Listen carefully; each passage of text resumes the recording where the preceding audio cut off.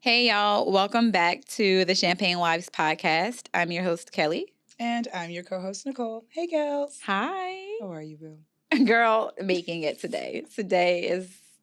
I was doing good up until probably 30 minutes ago. Gosh. Yeah. I'm wiping tears because before we even went live, we just had the cackle of all cackles. We did, like per usual.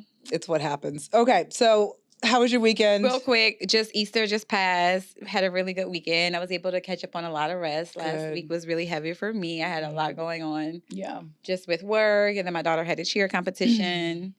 Like out of town, so I had to travel last weekend. It was just a lot. So this weekend, even though it was a holiday weekend, I did get a lot of rest. Perfect. Yeah, Perfect. I felt good. How was your weekend? It was good. Crossed the border.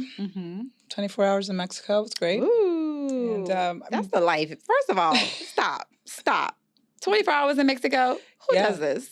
You know what's super funny is when I came back, Customs was like, hey, like, how was your trip? How long were you there for? I was like, flew out in the morning, back in the afternoon the next day. They're like, you need to check your bag. Right. The way I sounded like a drug smuggler. Right. It was a little scary, but I was able to disarm him and talk about like the Caribbean because he's from Curacao. So we were able to get this train back on the tracks, but it sounded a little suspect. But we're in Houston. It's like a 2-hour flight on a bad day to Mexico. Well, the beach parts of Mexico. Yeah. It's like closer than Miami. So it was easy. In and out. Yeah. Okay. So today's episode. Yeah. I don't even have like a seamless transition. We're just going to jump into it. Y'all. But I'm going to put a disclaimer out there because we're going to talk about relationships. We're going to talk about green flags specifically in relationships. When we talk about relationships, the internets go crazy. I don't know why, though. Like, we have opinions just like everybody else, but I feel like our opinions sometimes come. And now, though, I will say that I see a lot of people on the internet that's saying the exact same thing that we said in, like, some of our previous seasons that, like, we got tore up for. But people are saying the exact same things now. But I'm sure they're probably getting it too, child. But they just don't give a fuck. Maybe we care too much. Y'all internet assassins over here. We care too much. And so we took a pause on talking about relationships just because we realized that some of our opinions were so polarizing. But we've decided to bring it back. Yeah, in a good way. In a good way. So we're going to talk about green flags in a relationship. And when we say in a relationship, it doesn't matter whether it's a marriage. It doesn't matter whether it's just dating. If you're getting to know somebody and you're making a decision as to whether or not you want to actually start dating them exclusively, we're going to give you our opinion-based thoughts on what some of the green flags are. Yeah, it's a good, cool topic. Glad to be back on the relationship train. Yeah, me too. But I feel like the green flags are kind of in line with what we've discussed before in the past. And so I also want to put out this disclaimer out there that these are mine. She'll have hers. This by no means means that these should be your own. I think you can take whatever we discuss on this podcast and either apply it to, add to, or ignore what the hell we're saying. Yeah. These are just our opinions and our thoughts and ways in which how we felt, our relationships have thrived or what we want in a potential relationship, right? So here we go. Yeah. Okay. Already. Okay, for me, making me feel valued. I think that someone who makes you feel valued is super important. For me, particularly in a relationship, we talk a lot about like submission and submitting and letting, your man lead. But for me in a relationship, I need to feel valued as an individual, not only as like a woman, your woman, or a wife or a mom, just as a person in general. Like, do you like me and value me as a person and what I bring to the table? Oh, God. Right? You had me until the what you bring to the table part, because I be hating that saying. Oh, you saying not bring to the table, child, but as a person. Right. Like, what are you kind? Yeah. Are you hardworking? Do you have grit? Do you have like, fighting power? You know what I mean? Are you loyal? To a certain degree, you know what I mean? Like, are you honest? Are you trustworthy? Are you just like a good person?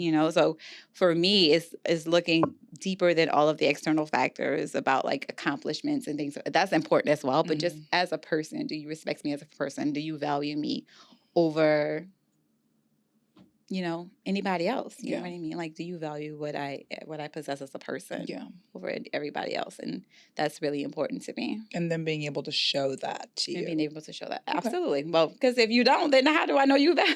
Just finishing the thought. Right. That's true, though. That is true. Okay, so that's one. I love that.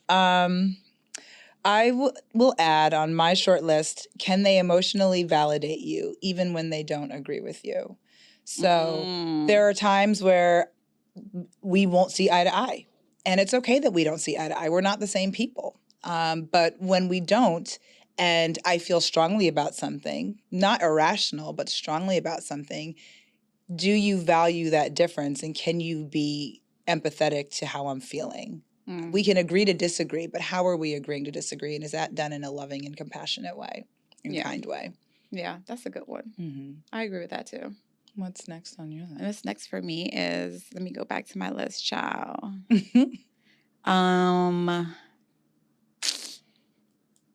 I think making an effort. I think, again, marriage and relationships are really hard, but I think that what kills relationships is when one person stops trying. And I've always said this, and I'll continue to say it. Like, I think that, when two people come together, they're two imperfect people, right? And so there are going to be mistakes. There's going to be issues. There's going to be a lot when you talk about doing life with somebody. Yeah. I think that what is sustainable in a relationship is two people who want to be together and who are also doing the work in order to make the relationship work. To stay together. And so, exactly, and to stay together. And so I have my issues. I will work on my issues as an individual, and then my person has his issues and he will work on his issues as an individual. And then we can collectively work on our issues together. But I think when a person stops growing or stops wanting to grow, then the relationship dies. Yeah. And that actually dovetails to one of the ones that I had on the list, like a person who understands the importance of growth and evolution. So knowing that, the only thing that's constant in life is change. I always say that. And to know that we're open to changing, growing, and evolving, that has kind of been a mainstay for me for most of my life. And when I encounter people who are like, I am who I am. Yeah. Like, take it or leave it. Yeah. I'm just kind of like, well, I'm going to leave it. But anyone who's committed to get somebody else to do it. Yeah, right. Right. And get somebody else to do it as a person. Anyone who's committed to just growing, evolving, peeling back the layers of the onion, shedding the old skin, if you will, to become the best version of themselves throughout this journey that we call life. That's a green flag. Because why would you want to be with the same person for like forever, right? If I was the same person that I was in my 20s, like, job. Yeah, like, y'all would leave me on the side of the road. Good luck. Real bad. You know what I mean? Like, how would you even want somebody to still be in that space 20, 30, 40, 50 years later? Like, yeah, it just doesn't make much sense to me. No, it doesn't. So that was on my list. What else did you have? That was mine. Oh. You kind of piggybacked off of that. Okay. Another one that I had was someone who has strong relationships with the women in his family and know that, like, at the end of the day, not everybody has a mom, but do you have a strong relationship or strong relationships with the women in your family? I think that that's real telling around how kind, compassionate, the extent to which you're going to show up as a provider. Yeah. I think those are indicators of some of the things that you talked about around kindness, loyalty, commitment, compassion. Yeah. So that's something that I look for. Most of the men that I have dated, I won't go so far to say like they're mama's boys, because they're not all of them, but they all had very strong relationships with aunts, mothers. And I won't say dated, but I was in relationships with. Yeah. We're like very much still. That's important. Yeah, still connected to the matriarchs of their family, grandmothers, aunts, mothers. Girl, could you imagine dating a man who like hated the women in his family? Like, why even put yourself through that, sis? Right. Like, that's a red flag. That's like a NASCAR size red flag. If a man is talking to you about like the women in his family and he's like, dogging them, and calling them like out of their names, like that is definitely a red flag. It's a big no for me. And I would have all the questions. Well, what do you mean? Yeah. Like, help me understand. Make me smart on. Yeah. And that was actually one of the things that I fell in love with my husband on before he was my husband, he was my boyfriend, of course, well, obviously. But when he was my boyfriend, I should say, we actually went to Mardi Gras in New Orleans. And that was, I think, his first time or maybe second time. And we brought his mom with us. And so if you know anything about like the South and New Orleans, like it may be hot in February, it may be cold in February. You just never know. Miss, right. So this particular Mardi Gras, it was cold. And so it was actually, the first time. And so we were outside and we were in the streets like people normally are for Mardi Gras. And his mom was cold and asked for a warm coffee. And my boyfriend, who is my now husband, walked around New Orleans, knew nothing about the city. I was like, before I believe like GPS was like a thing. He took his life into his own hands, child. Risked his whole life to find a McDonald's to get his mom a coffee. And you better believe he came back with some coffee for his mom. Yeah. And I was just, at the time, I don't think I appreciated it because I was just like, where are you going? Like, where, you don't know where you're going. That might have been your 20-something-year-old self, A 20-something-year-old self, just completely like worried about the wrong thing. But after I sit back and I actually thought about it, I'm just so appreciative of that because that's how he is. He's a provider and a caretaker, which leads me to my third green flag, which is being a provider. Okay, so before we transition to that, because that will dovetail into my green flag as well. Absolutely agree. Your husband is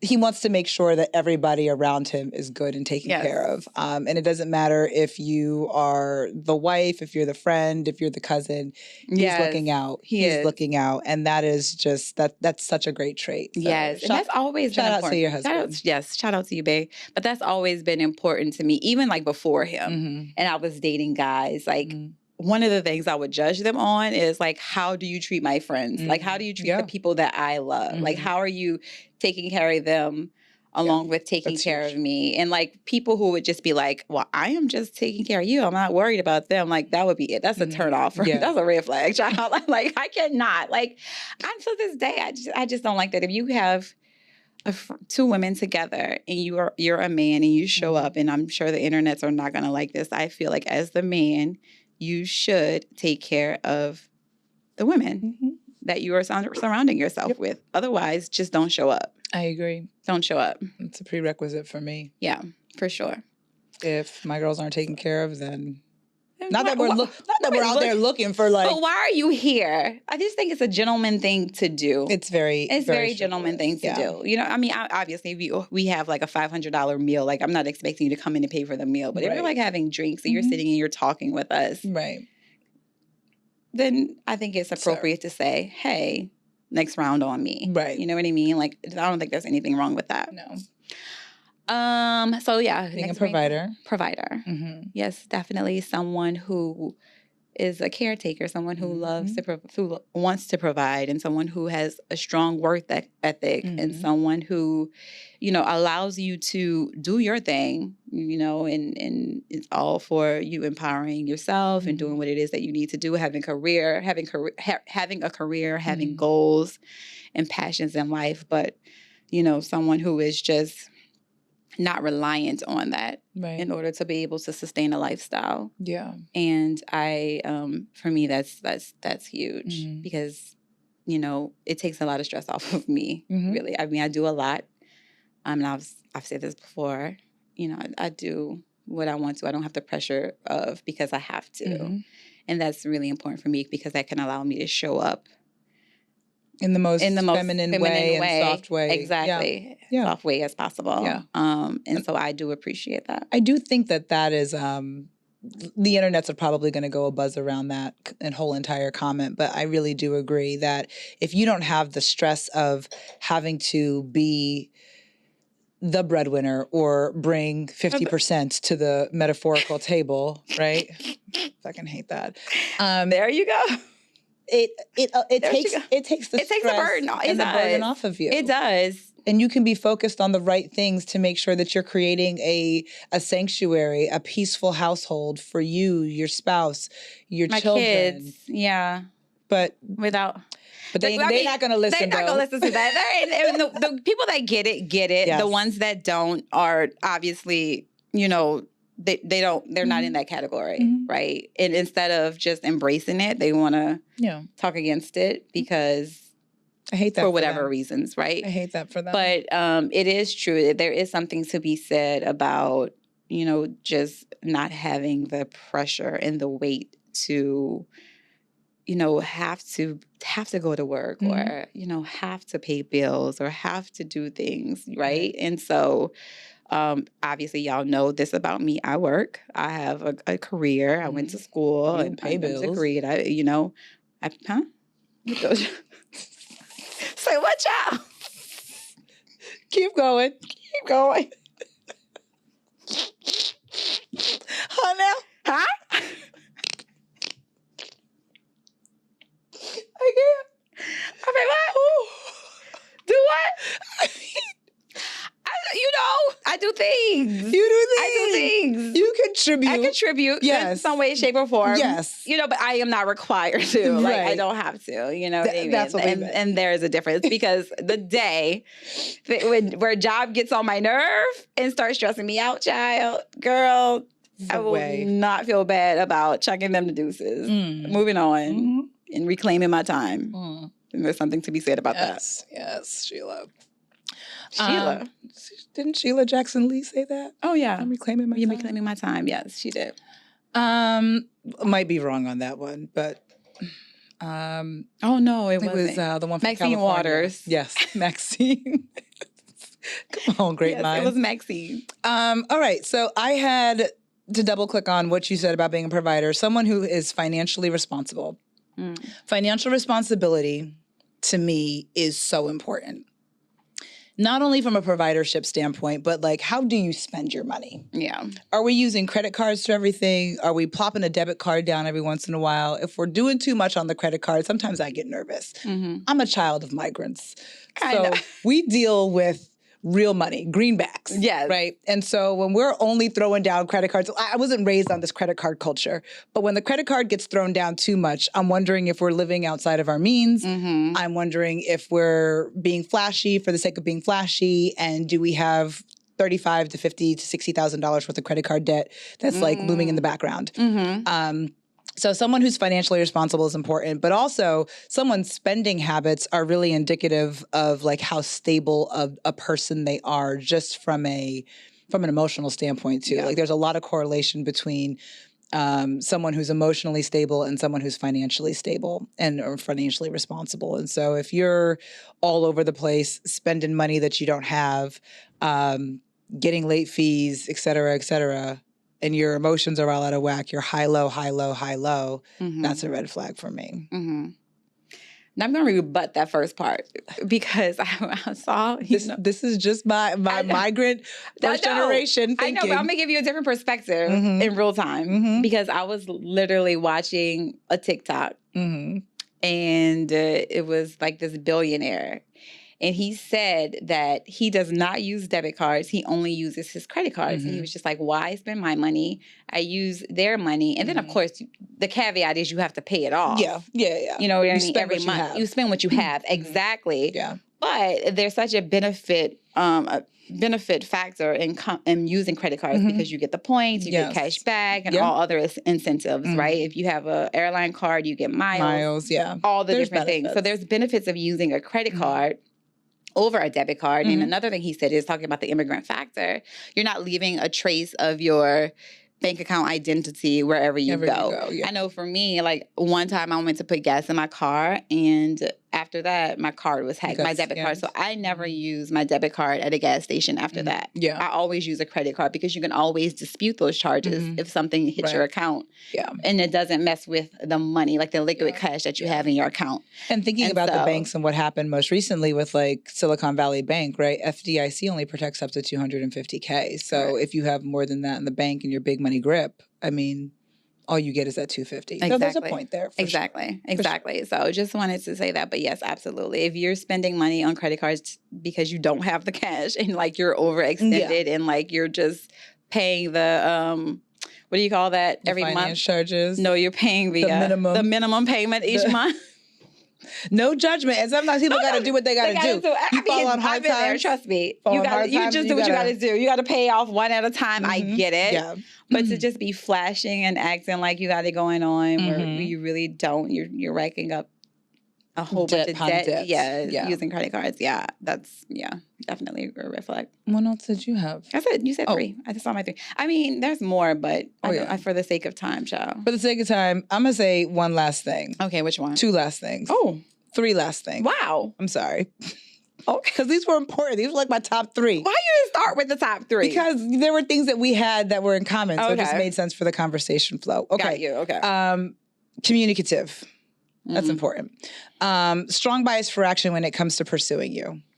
If someone is walking the talk, has a say-do ratio of 1-to-1 when it comes to dating you, that to me is a green flag. Yeah. Now, granted, you got to be attracted to them. You have to be intrigued by them, et cetera, et cetera. But if someone says they want to do something and their actions don't align to that, that say-do ratio is 1-to-0. You want it to be 1-to-1. What they say and what they do are congruent with one another. So that's a green flag to me. They say they're going to call when they call. It's when they said they would call. Yeah. Right? It's not like 5 hours later without a text. Oh, yeah. That's like very, what do you call it? Like shady. Yeah. Like, don't play with me. Don't play in my face. Yeah, exactly. Do not play with me. If you say you're going to call. Or if you can't, just text and be like, hey, running behind, whatever the case is that just for romantic relationships or is that for any relationship? Because I've been guilty of that. Don't just ask in like me on just platonic relationships because I'm the worst with text. Okay. Just don't ask me. But I'm talking about romantic. Okay. You know where my heart is. Okay. Knows how to argue. I've said this before. I'll say it again. We can disagree all the time, every day. Maybe not every day, but we can disagree often. Yeah. But it's how we disagree. Do we disagree from a place of understanding? Are we able to joke about it later on? It's important to be able to argue in a healthy way so that you can recover from that argument and then move on. And then my last one. Is your nervous system at rest when you're in their presence? AKA, are they bringing you peace? I think a lot of us enter into dynamics where our systems go into a flutter or they make our heart race and don't understand that like those types of things aren't necessarily good, right? That's like your nervous system telling you that there might be something that you need to be looking out for. Yeah. So does your system feel at peace? Do you feel at peace in their presence? And if you don't, be communicative and talk about it. Maybe you're misunderstanding something. Maybe it's a misread, but or maybe your instincts are 1,000% on and you need to get a dodge. Who knows? But is your system at peace? And that's where I'll end for the sake of time. Yeah, I think that's just like goes into being a good person. Like, you know what I mean? Like just a decent, nice. Just a decent, I didn't even say like just a decent person. Like, you know what I mean? Like somebody who may have their ways, but at the core, in their heart, like they don't have a malicious bone in their body. Like they won't do anything intentionally to like cause you harm or hurt you. You know what I mean? And so I think that I think sometimes people take advantage of or do not appreciate just having a good person in your life because there's so many shitty people in the world to be in relationships. So, I mean, you could just go online and see the stories, child, of just awful things that like women and men do. Yeah, you know what I mean? And so just, I think, my word was taken for granted, but just having a good, decent person, I think is really important. So, it is. And look for their friends. Like, what's their friendship circle look like? Do they have a whole bunch of people in their lives that like just aren't good people and have like really like shitty stories? Yeah. Or backstories. And if they do, apples of a feather, birds of a feather flock together. These things not coming together tonight. Not at all. Don't know what we mean. But birds of a feather flock together. Yeah. So like check out his friend circle. And if his friend circle is like stand up legitimate guys and he has like mentors and he surrounds himself with like people who are married or in long-term relationships, that's probably a green flag. Yeah. If he's with a whole bunch of people that are in the streets all day, every day at the same spots where the thoughts might not be the one for you if that's not the life you're looking to live. Yeah. And don't think you can change them. Yeah. And we've had that conversation before as well. Yeah. So. Okay. So in the interest of time, we know this is a shorter episode, but tell them why, though. We were just super late today, y'all. Listen, we say we're multifaceted, multidimensional women. We have jobs, we have families, we have relationships that we're all trying to manage. And then we have these personal passions of ours. I'm going to say my job got the best of me today. I had a lot of things that I needed to do. Like I said, I did 24 hours in Mexico and then had to come and do my real job first thing in the morning today. And for me... No, you didn't. You worked out. I did. You worked out this morning because I met you at the gym. Yes. And then from there, we went to these jobs, child. But I got some rest this weekend. You did not. I did not. I had a whole bender. Yeah. Whole bender in Mexico. You're better than me because I would be like, Nicole. I had a whole bender in Mexico. Not looking good, child. Can you push this episode? You're way better than me. But we were just late tonight. We were late. Yeah, and then Kelly, if y'all don't know, I like speed. I have a need for speed. Kelly likes to cruise. Kelly likes to be in the right-hand lane on cruise control at 45. I like to be in the left-hand lane doing 80. Speeding by. Y'all probably see me. I be driving very slow. Like, I'm cautious. Pass her. You pass her. You pass me. So today, we got a late start. We let everybody know we were running late. But I had to stop, get the bubbles, and then come here. We did separate cars that we took here. I left before Kelly, but had to make 2 stops at a store. Oh, you made 2? Oh, you did. 2 stops. Yeah, you did. And I'm getting off the exit, and I say, hey, Kels, where are you? Huh? Where are you? I'm on 288. What do you mean? Where are you? I tell her I'm on the exit turning onto Chenevert Street. And I said, what is your ETA? She said, she looks at it was like 20 minutes. Like literally 20 minutes. I kid you not. The way I know you had 90s like New Jack Swing playing. First of all, the first thing I looked at was my odometer. I'm like, bitch, how fast? Because I checked out. Like, money's on 35 miles an hour. It was like 55. Like literally. The speed limit's 60. Cruising here. Like I did not have somewhere to be, but I made it. You made it. So that's Meanwhile, why there was a speed trap and I was praying I didn't get pulled over by the speed trap. I didn't pray because I knew You knew? Yeah, I knew. But when they caught somebody and I was like, is that Nicole? Because I know you drive fast, but it wasn't her. Could have been, trust me. Could have been. Anywho, so we made it. We got you this episode. We're probably not going to do What's Poppin'. All I want to do is shout out LSU women for winning the national championship. I feel a certain way that both LSU and Iowa got invites to the White House. I don't understand why that happened because that normally doesn't happen. LSU should have just gotten the exclusive invite and it should have started and stopped there. I love what LSU did in terms of being disruptive, but also being able to carry the story all the way to the championship throughout the season. There's a lot of conversations around this motion that happened. One swagger and the other is cockiness. Mayonnaise.